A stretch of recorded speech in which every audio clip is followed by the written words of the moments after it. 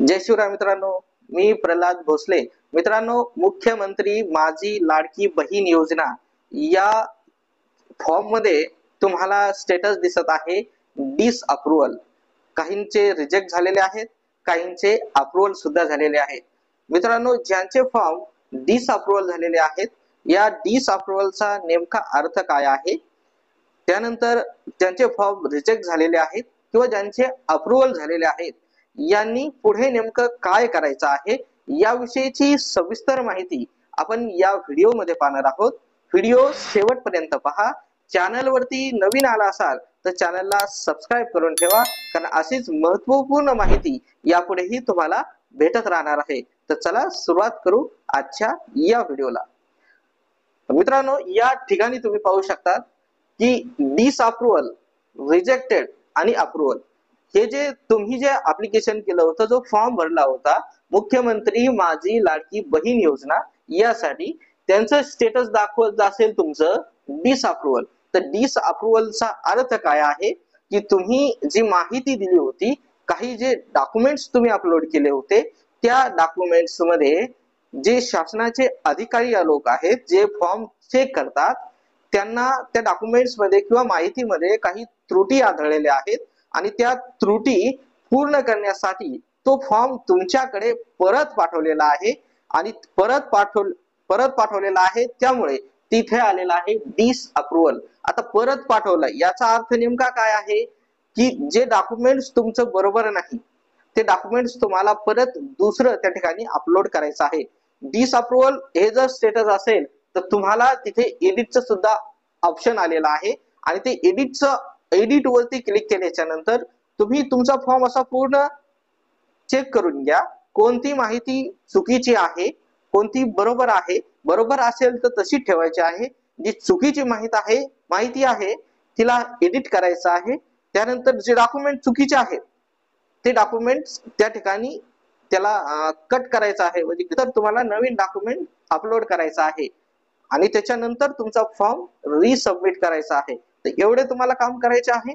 पण अजून एक महत्वाची गोष्ट आहे, डिस अप्रुव्हल होण्याचं नेमकं कारण लक्षात घ्या की तुम्ही जे डॉक्युमेंट अपलोड केले असतील, मतदान कार्ड, टीसी, राशन कार्ड, जन्म प्रमाणपत्र, या चार पैकी कोणतंही एक डॉक्युमेंट तुम्ही अपलोड केला असेल तर ते डॉक्युमेंट्स 15 वर्ष जुने आहे का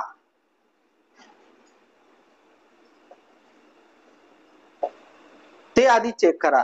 आणि जे डॉक्युमेंट्स यापैकी 15 वर्ष जुने आहे तेच डॉक्युमेंट तुम्हाला त्या ठिकाणी अपलोड करायचं आहे.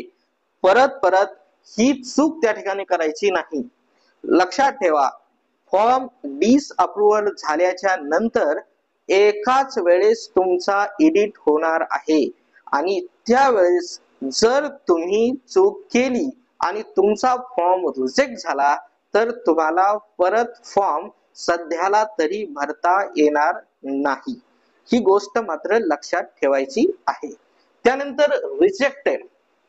आता तुमचा फॉर्म जर रिजेक्ट झाला असेल तर तुमच्याकडे सध्याला कुठलाही पर्याय अवेलेबल नाही.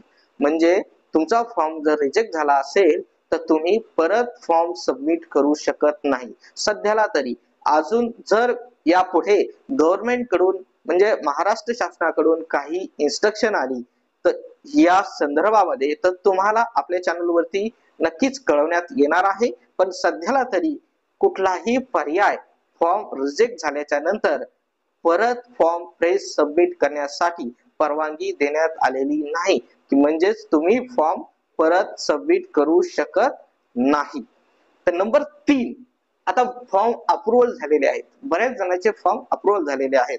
आता अप्रुव्हल झाल्याच्या नंतर तुम्हाला पुढे काय करायचं आहे, हा एक प्रश्न अतिशय महत्वाचा, खूप जणांना पडलेला हा प्रश्न आहे.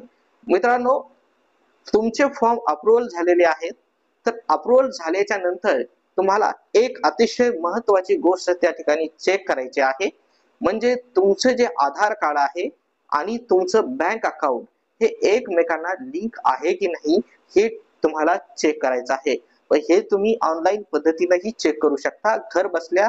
मी यावरती एक स्वतंत्र व्हिडिओ बनवलेला आहे, त्या व्हिडिओची लिंक सुद्धा मी तुम्हाला खाली डिस्क्रिप्शन बॉक्स मध्ये दिलेली आहे, ती त्यावरती जाऊन तुम्ही हा व्हिडिओ व्यवस्थित पाहून घ्या आणि त्या पद्धतीने तुमचं आधार कार्ड तुमच्या बँक अकाउंटला लिंक आहे की नाही आणि तुमचं डीबीटी इनेबल आहे की नाही, त्या ठिकाणी स्टेटस ऍक्टिव्ह दाखवतं की नाही, हे सर्व व्यवस्थित त्या ठिकाणी पाहून घ्या.